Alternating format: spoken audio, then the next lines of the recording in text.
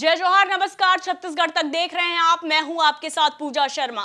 छत्तीसगढ़ में होने वाले विधानसभा चुनाव को लेकर सभी पार्टियां अपने अपने स्तर पर तैयारियों में जुट चुकी है। एक और जहां कांग्रेस ने पहली लिस्ट जारी कर एक नाम पर एक सीट पर सस्पेंस रखा, वैसे ही बीजेपी ने भी 85 उम्मीदवारों की लिस्ट जारी कर 5 नामों पर अब भी सस्पेंस बरकरार रखा है।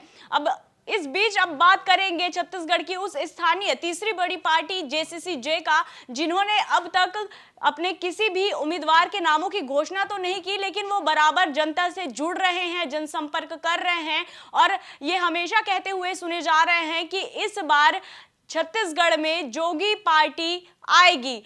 और किस तरह की रणनीति है, क्या रणनीति के तहत जो है जोगी पार्टी चुनाव में उतरेगी, इन सब विषयों पर चर्चा करने के लिए हमारे साथ जुड़ चुके हैं छत्तीसगढ़ जनता कांग्रेस जोगी के प्रदेश अध्यक्ष अमित जोगी। अमित जोगी जी, आपका बहुत बहुत स्वागत है छत्तीसगढ़ तक से जुड़ने के लिए। बहुत बहुत धन्यवाद पूजा जी। अमित जी, पहला सवाल तो मेरा आपसे यही रहेगा कि जितनी तैयारियां आप कर रहे हैं, जमीनी स्तर पर लोगों से जुड़ रहे हैं, जनसंपर्क कर रहे हैं, किस तरह का प्रतिसाद आपको लोगों से मिल रहा है, किस तरह की रणनीति है जो जेसीसी-जे पार्टी की? 29 अगस्त से लगातार हमारा चुनाव प्रचार अभियान चल रहा है। मुख्यमंत्री भूपेश बघेल जी के क्षेत्र पाटन से मैंने अभियान की शुरुआत करी और तब से लेकर अब तक लगभग 50 विधानसभाओं में मैंने कार्यकर्ता सम्मेलन किए हैं। जिस प्रकार से लोग मेरे पिताजी को प्यार करते थे, उनको देखने आते थे, उनको सुनने आते थे, उनको अपना आशीर्वाद देते थे, वैसा ही प्यार, वैसा ही आशीर्वाद उनके बेटे को भी मिल रहा है और इससे मैं वास्तव में अभिभूत हूं। बिल्कुल अमित जी, आप जिस तरह से बता रहे हैं, आपकी तैयारियां तो देखते बन रही है, लेकिन अभी तक एक भी उम्मीदवारों की जो है लिस्ट आपने जारी नहीं की। हालांकि आप कई बार ये कहते सुने गए हैं कि आपने पिछले विधानसभा चुनाव में गलती कर दी थी कि 3 महीने पहले ही आपने प्रत्याशियों के नामों की घोषणा कर दी थी। तो इस बार की रणनीति क्या कुछ ऐसी है कि जिस तरह से विरोध के स्वर जो है बीजेपी और कांग्रेस में उठ रहे हैं, वहां से जो बागी नेता है, क्या आप उनका इंतजार कर रहे हैं कि जो नेता बागी हो जाएंगे उन्हें आप जेसीसी-जे में शामिल करेंगे, उन्हें अपनी ओर से टिकट देंगे, ऐसी कुछ जो मंशा है क्या आपकी? देखिए, जैसा कि मैंने पहले भी आपको बताया, पिछली बार के चुनाव से हमको कुछ सीख मिली है। इस बार मैंने भाजपा की भी सूची देखी है, कांग्रेस की भी अभी तक जो सूची आई है उसको देखा है और मुझे बेहद निराशा हुई कि जो अच्छे लोग थे, जो लोग अपनी पार्टी के प्रति वफादार थे, लोगों की सेवा कर रहे थे, ऐसे लोगों को दोनों पार्टियों ने दरकिनार किया। और इसका मेन कारण यह है कि उनकी टिकटों का जो फैसला है वो छत्तीसगढ़ में नहीं, दिल्ली में जो कुछ नेता बैठे हैं वो ड्राइंग रूम में करते हैं। किस आधार पे करते हैं मुझे आज तक समझ में नहीं आया। तो ऐसे में जो अच्छे लोग हैं उनको कभी मौका मिलेगा ही नहीं।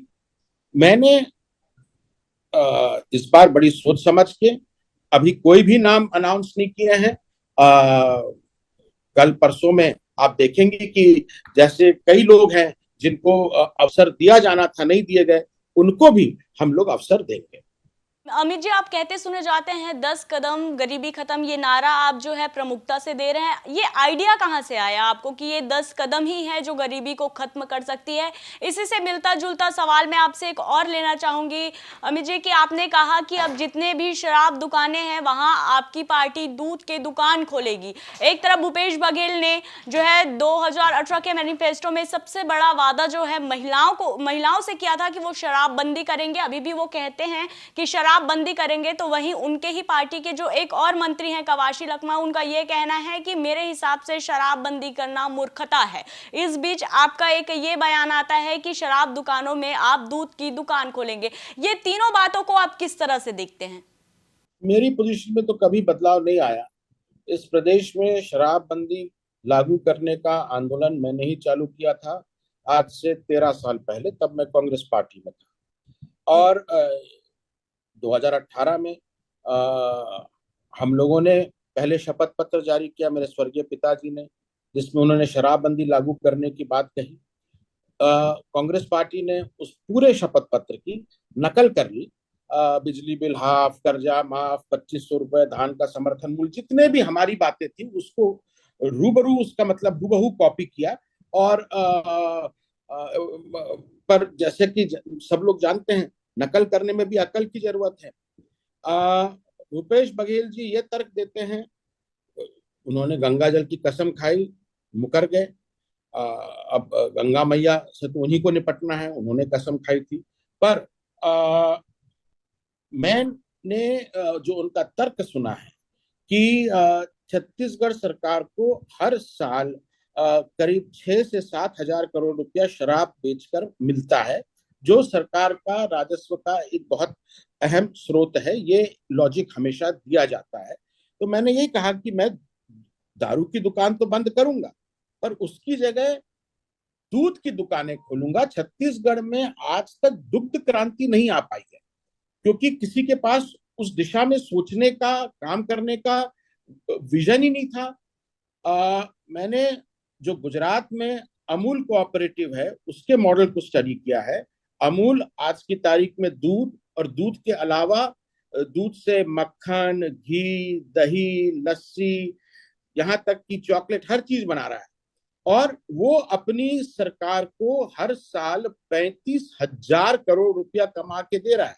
कहाँ 6,000 करोड़ रुपया आप दारू बेच के कमाएंगे और 35-36 हजार करोड़ रुपया आप दूध बेच के कमाएंगे।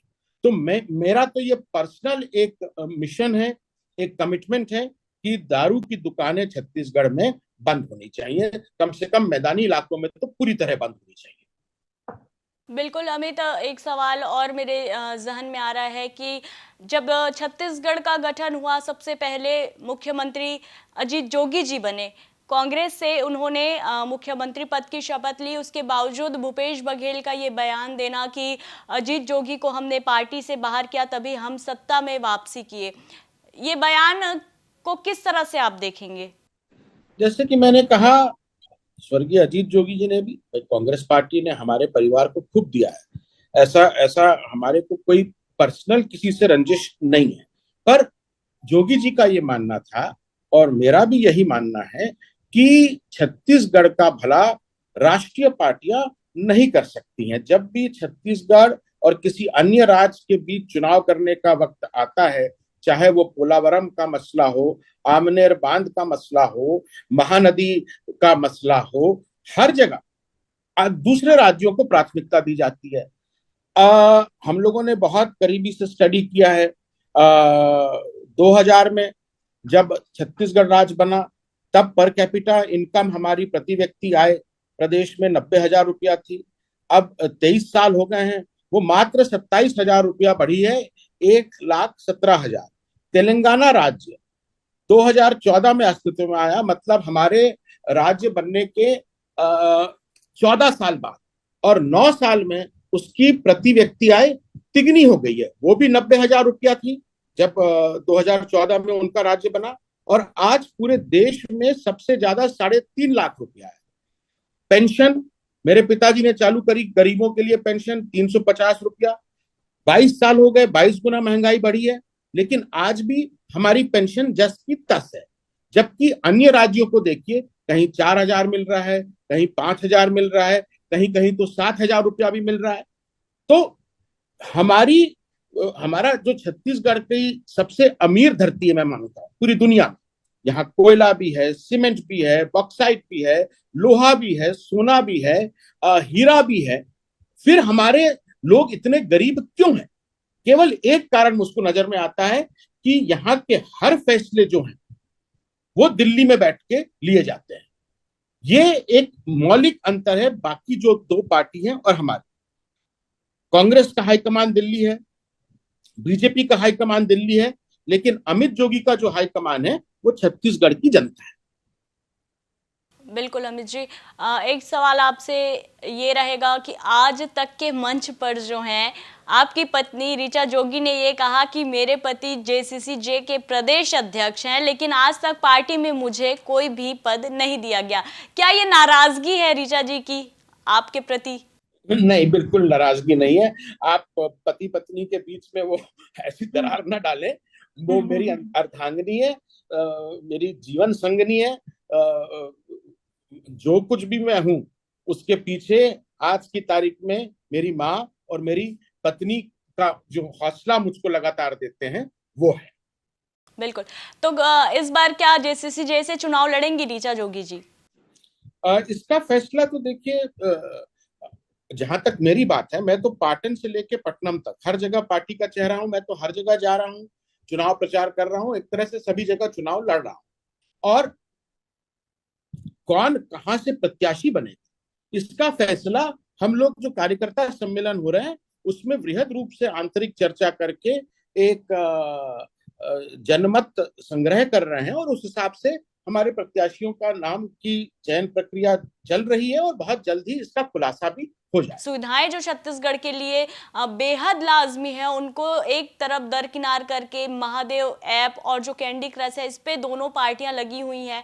आप किस तरह से देखते हैं? ये दिखाता है कि दोनों पार्टी छत्तीसगढ़ के आम नागरिकों की समस्याओं को लेकर वास्तव में कितना गंभीर है। ये केवल ड्रामाबाजी चल रही है। मैं चाहता हूं कि चुनाव जो मुद्दे हैं, जनता से जुड़े हुए मुद्दे, उन पर लड़े जाएं, और मैंने 10 ऐसे मुद्दे तैयार किए हैं जिसपे हम जनता के बीच जा रहे हैं। ये कैंडी क्रश और क्या क्या आपने बोला है, इससे छत्तीसगढ़ की जनता को कोई वास्ता नहीं। ये बताइए कि आपको तो जेड प्लस सिक्योरिटी मिलने वाली थी, आपने उसे लेने से इनकार कर दिया था, क्या वजह थी? और क्या आप जेड प्लस सिक्योरिटी लेंगे, और अगर हाँ तो किससे आपको खतरा है? देखिए, मुझे किससे खतरा है, किसको मुझसे खतरा है, इस सब चीजों में मैं नहीं जाना चाहता। एक प्रशासनिक प्रक्रिया रहती है हमारे देश में, जो इंटेलिजेंस एजेंसीज हैं वो थ्रेट परसेप्शन का असेसमेंट करती हैं, किस व्यक्ति को कितना खतरा है, और उसके हिसाब से सुरक्षा मुहैया कराती है। मेरे लिए सुरक्षा का कोई मायने नहीं है। जब मैंने जन्म लिया, मेरे पिताजी कलेक्टर थे, उसके बाद लगातार किसी न किसी पद में रहे हैं। तो मैंने कभी सुरक्षा की ज्यादा चिंता नहीं करी है। मेरा ये मानना है कि छत्तीसगढ़ महतारी जब मेरी सुरक्षा कर रही है तो उससे मैं पूरी तरह संतुष्ट हूँ। यानी कि आप जेड प्लस सिक्योरिटी नहीं लेंगे। हालांकि कांग्रेस ने यह भी कहा है कि बीजेपी नेताओं को और कुछ लोगों को ही ये सिक्योरिटी दी जा रही है, कांग्रेस को नहीं दी जा रही है। उन्होंने भेदभाव करने का भी आरोप सेंट्रल पर लगाया है। तो क्या आपने सुरक्षा की मांग की थी अपने लिए? मैंने कभी मांग नहीं करी। ये चुनाव आयोग की अपनी प्रक्रिया है। जो भी सिक्योरिटी जिसको मिल रही है चुनाव की अवधि के लिए दी जाती है, उससे ज्यादा उसका कोई और अर्थ नहीं है। ये चुनाव आयोग के निर्णय पे आक्षेप मैं तो कम से कम नहीं लगाऊंगा। जी बिल्कुल। आपने अजीत जोगी जी की बात कही, उनकी एक बहुत ही अच्छी लाइन जो है मुझे याद आ रही है। वो हमेशा कहा करते थे कि मैं सपनों का सौदागर हूँ, सपने बेचने जानता हूँ। क्या सपने थे उनके जो अधूरे रह गए, और जिसे पूरा करने के लिए अमित जोगी जो हैं पूरी तरह अपने आप को तैयार मानते हैं? मेरे पिताजी का जो एकमात्र उनका नारा था, छत्तीसगढ़िया सबले बढ़िया, और उनका ये मानना था कि छत्तीसगढ़िया सबले बढ़िया तभी बनेगा जब हमारी अमीर धरती के गरीब लोग भी अमीर होंगे। उनको उनकी किस्मत का, तकदीर का फैसला करने का खुद अधिकार रहेगा। इस लक्ष्य के साथ उन्होंने पार्टी का गठन किया, और ये जो उनका सपना था आज भी कहीं ना कहीं अधूरा है। उनका पुत्र होने के नाते न केवल मैं अजीत जोगी का अकेला बेटा नहीं हूं। मुझे लगता है कि छत्तीसगढ़ के हर नौजवान से अजीत जोगी जी बेटा बेटी समान ही प्यार करते थे। तो ये जो हम सब नौजवान लोग हैं, नई पीढ़ी है, जोगी जी का जो सपना था कि यहाँ एक स्वराज आए, छत्तीसगढ़ प्रथम विचारधारा उनकी थी, छत्तीसगढ़िया सबने बढ़िया नारा दिया था, उसको सार्थक करना वो मेरे जीवन का अब मिशन है, और आखिरी सांस तक मैं इस मिशन के लिए लड़ता रहूंगा। बिल्कुल। किस पार्टी से अब तक आपने गठबंधन करने की भी बात कही? क्या आपने कांग्रेस या बीजेपी से कभी गठबंधन करने के बारे में सोचा? और अभी आप गठबंधन की बात कर रहे हैं, किस किस क्षेत्रीय पार्टियों से आपने संपर्क किया है, और क्या आपको प्रतिक्रिया, उनका क्या रिस्पांस मिला है गठबंधन को लेकर? देखिए, मेरा ये मानना है, हम लोगों ने 2018 में सीपीआई बीएसपी के साथ गठबंधन किया था, पर अब हमको ये लगता है कि किसी भी राष्ट्रीय दल और क्षेत्रीय दल के बीच में सैद्धांतिक रूप से कोई भी स्थायी गठबंधन नहीं हो सकता, क्योंकि उनके फैसले जो हैं कहीं दिल्ली से हो रहे हैं, कलकत्ता से हो रहे हैं, यूपी से हो रहे हैं। हमारे फैसले तो छत्तीसगढ़ की जनता को ही लेना है। हाँ, पर मेरी ये भी प्राथमिकता है, अंत तक, पोलिंग डे तक, जब तक मतदान नहीं हो जा रहा है, तब तक मेरी ये प्राथमिकता रहेगी कि प्रदेश में जितने भी आंचलिक दल हैं, जो गैर कांग्रेसी गैर भाजपाई वोट है, वो ना बटे, कम से कम बटे।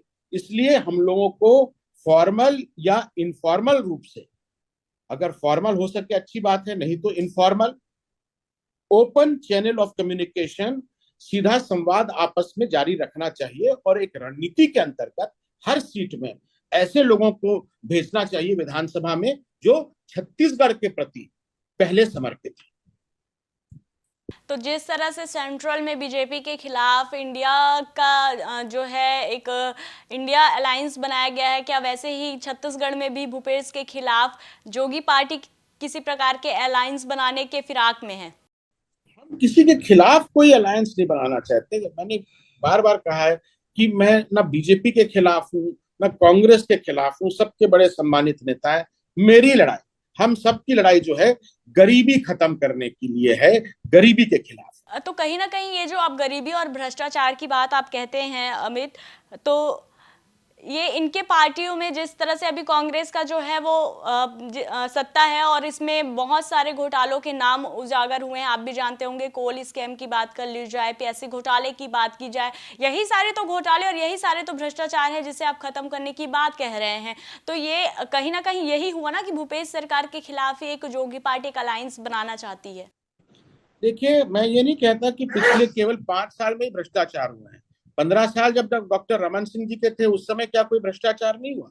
जब मोदी जी बोल रहे हैं कि मैं भ्रष्टाचार के खिलाफ लड़ाई लड़ रहा हूं, तो उन्हें केवल 5 साल का ये भ्रष्टाचार दिख रहा है?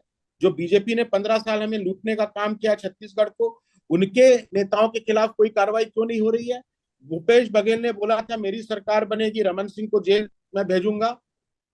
किसी को भेजा जेल? बीजेपी वाले तरह तरह के आरोप लगा रहे हैं। कोई एक कांग्रेस नेता अंदर हुआ है क्या? ये केवल जनता को, जैसे मैंने कहा, दिन में तकरार रहती है पर रात को इनके बीच खूब प्यार होता है। जी बिल्कुल अमित, आपने जिस तरह से बताया, एक प्रमुख मुद्दा जो है छत्तीसगढ़ की राजनीति में बेहद ही चर्चित है, उभर कर आ रहा है, सांप्रदायिकता, जातिगत, भगवान को लेकर राजनीति। ये चीजें जो है काफी जोरों शोरों से छत्तीसगढ़ की राजनीति में इस बार एक नया मुद्दा बनके उभरी है। फिर भगवान के नाम की राजनीति करना, क्या ये बिल्कुल, क्या यही एक अब एक एजेंडा रह गया है राजनीति करने का? इससे हट के कोई एक और मुद्दे नहीं है राजनीति करने को लेके? छत्तीसगढ़ के लोग बहुत शांति प्रिय हैं। हम लोग सदगुरु कबीर साहेब के अनुयायी हैं, बाबा गुरु घासीदास के अनुयायी हैं। कई हजारों साल से आपस में सद्भावना के साथ रह रहे हैं। तो इस तरह का कोई भी प्रयास यहाँ छत्तीसगढ़ में तो सफल नहीं होने वाला। तो आप क्या कहेंगे कि इस तरह के जो भड़काऊ बयानबाजी जो चल रही है, क्या इससे पार्टी जो है बीजेपी हो या कांग्रेस, ये जीत दिलाने के लिए इनके लिए मतलब मील का पत्थर साबित हो जाएंगी? ये अपनी जो विफलताएं हैं, 15 साल जो भाजपा की विफलताएं रही, 5 साल जो कांग्रेस की विफलताएं रही, उससे जनता का ध्यान कुछ समय के लिए भटकाने के लिए इस तरह की बातें हो रही हैं। लेकिन जनता सीरियस है, वो देख रही है, वो समझ रही है, ये पब्लिक है, सब जानती है, और इस बार बहुत सोच समझ के वो वोट देगी। अमित, एक सवाल बहुत सारे लोगों के बीच से आई है, जनता का भी ये जानना है।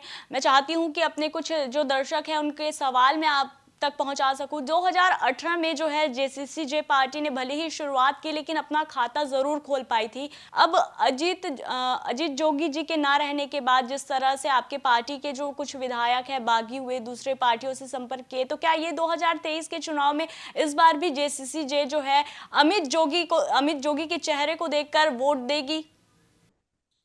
देखिए, रही विधायकों की बात, बड़े माननीय सम्मानीय रहते हैं, लेकिन आपने देखा पड़ोसी राज्य महाराष्ट्र में उद्धव ठाकरे जी मुख्यमंत्री होते हुए अपने विधायकों को जाने से नहीं रोक पाए, अपनी सरकार, अपनी पार्टी नहीं बचा पाए। यहाँ मध्य प्रदेश में भी चुनाव हो रहा है, वहां कमलनाथ जी की सरकार थी, बहुत बड़े नेता हैं, वो अपनी सरकार को नहीं बचा पाए, तो मेरी क्या हैसियत है? तो लोगों का, नेताओं का, विधायकों का आना जाना, ये सिलसिला हमेशा चलता ही है। ये हमारी राजनीति का एक बड़ा दुखद और दुर्भाग्यजनक पहलू है।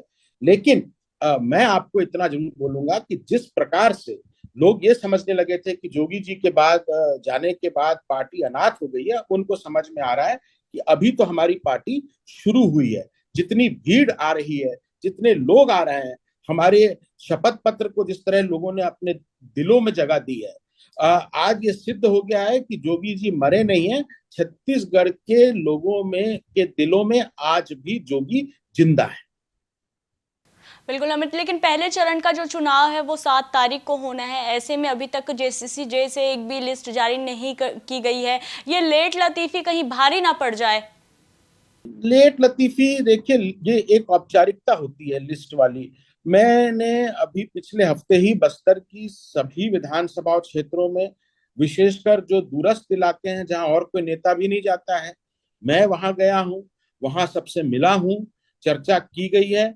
और जो चुनाव लड़ने वाला है उसको मालूम है कि कौन चुनाव लड़ने वाला है।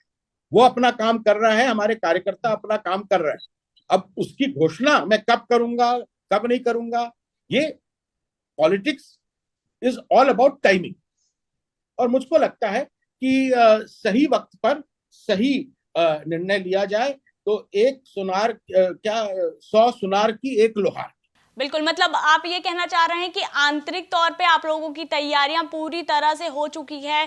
जिन उम्मीदवारों को आप मैदान में उतारना चाहते हैं उन्हें भी ये पता चल गया है कि वो जेसीसी पार्टी से उम्मीदवार हैं। और अगर अगर ऐसे में अगर बीजेपी और कांग्रेस के जो बागी हो रहे हैं, जो विधायक जो हैं, सिटिंग एमएलएस की जो टिकट काटी गई है, अगर वो आपकी पार्टी से अगर जुड़ना चाहें और आपसे टिकट की मांग करें, तो क्या आप उन्हें टिकट देंगे? और अगर आप उन्हें टिकट देंगे तो जो कार्यकर्ता हैं, जो जो जेसीसी का झंडा लेके प्रमुखता से जो है पार्टी का प्रचार प्रसार कर रहे हैं, उनकी टिकट काट कर क्या उनकी नाराजगी, ये सारे चीजों पर आप तालमेल किस तरह से बैठा पाएंगे? देखिए, मैं दूसरी पार्टियों में भले कार्यकर्ता रहे, मेरी पार्टी में जो भी लोग हैं, मैं उन्हें अपने परिवार के सदस्य के रूप में देखता हूं। तो हम लोग एक क्या कहते हैं, छोटा परिवार है और सुखी परिवार है। जी बिल्कुल, मतलब मैं बस ये जानना चाह रही हूँ कि जो अगर अलग पार्टी से जो बागी होके आ रहे हैं, क्या आपने उन विधायकों से, उन उम्मीदवारों से क्या आपने चर्चा करने की कोशिश की? क्या आपने उनसे किसी तरह से बातचीत की है या उन्होंने आपसे संपर्क साधा हो कि जेसीसी में वो आना चाहते हैं? ऐसे कोई प्रत्याशी हैं जो जुड़ना चाहें? जी जी, मैं इसके डिटेल्स में नहीं जाऊंगा, पर आप देख रही हैं कि पिछले 2 दिनों से मैं अपने मतलब कार्यालय में ही हूँ। टेलीफोन से ही लोगों से बात कर रहा हूँ, क्योंकि इतने लोगों के फोन आ रहे हैं। और हम लोग, आप देखेंगे जब हमारी लिस्ट आएगी, कई ऐसे चेहरे भी हमारे साथ आपको दिखेंगे जो पहले नहीं थे। पर मुझे लगता है कि व्यक्ति के पास जितनी बड़ी जवाबदारी होती है, उतना ही बड़ा दिल भी उसको रखना चाहिए। और अमित जोगी का दिल बहुत बड़ा है। बिल्कुल, मतलब अमित जी, ये कहना चाहिए इस बार की जो छत्तीसगढ़ की राजनीति है उसमें काफी सस्पेंस देखने को मिल रहा है। तो एक सस्पेंस अब जेसीसी ने भी क्रिएट किया हुआ है। जब उसका खुलासा होगा तो वाकई एक बहुत बड़ा जो है तूफान आएगा। और शायद ये भी हो सकता है कि जो 2 बड़ी दिग्गज पार्टियां हैं उनके लिए ये चुनौती पूर्ण भरा हो। आखिरी सवाल अमित मैं आपसे पूछना चाहूंगी, क्या आप अपने आप को पूरी तरह से इस चुनावी मैदान में उतारने के लिए परिपक्व मानते हैं? क्या पूरी तैयारियां आपकी हो गई है? रणनीति आपकी कैसी रहेगी? जाते जाते बस आपसे एक ही आखिरी सवाल है, दर्शकों को बड़ा बेसब्री से इंतजार है। आप अपनी रणनीति के बारे में बताइए और कब तक आपकी सूची जारी हो सकती है? हालांकि वो डेट ना बताइए, लेकिन कम से कम आप वो दिनों का आंकड़ा अगर बता देते तो हमारे दर्शक भी जो हैं वो भी थोड़ी दिन के लिए ही सही इंतजार जरूर कर लेंगे। पहले चरण में जो चुनाव होने हैं उसकी सूची मुझे लगता है कि अगले 24 घंटे में आ जानी चाहिए। मतलब ये हमारे दर्शकों को मैं कहना चाहूंगी कि जेसीसी-जे की लिस्ट की जितनी बेसब्री से आपको इंतजार है, अब आपको और इंतजार नहीं करना पड़ेगा, क्योंकि पार्टी के प्रदेश अध्यक्ष ने कह दिया है कि 24 घंटे में जो है उनकी लिस्ट जारी हो जाएगी। और अमित जी जो है 10 कदम गरीबी खत्म का नारा जिस तरह से दे रहे हैं, जितनी अडिगता से वो इस चुनाव में लड़ रहे हैं, कहीं ना कहीं अब उन्होंने अगर कहा है कि 24 घंटे मतलब 24 घंटे, निराश तो नहीं करेंगे ना अमित जी अपने छत्तीसगढ़ की जनता को? नहीं नहीं नहीं, आपने सीधा सवाल किया, मैंने सीधा जवाब दिया। बिल्कुल, बहुत बहुत धन्यवाद अमित जी, बहुत बहुत शुभकामनाएं आपको आगामी चुनाव के लिए। हमसे जुड़ने के लिए भी आपका बहुत बहुत शुक्रिया अमित, अपना कीमती समय देने के लिए धन्यवाद। धन्यवाद पूजा जी, धन्यवाद। और मैं अपने दर्शकों से कहना चाहूंगी कि छत्तीसगढ़ से जुड़ी ऐसी ही तमाम खबरों से अपडेट रहने के लिए देखते रहिए आपका अपना डिजिटल चैनल छत्तीसगढ़ तक। जय जोहार, नमस्कार।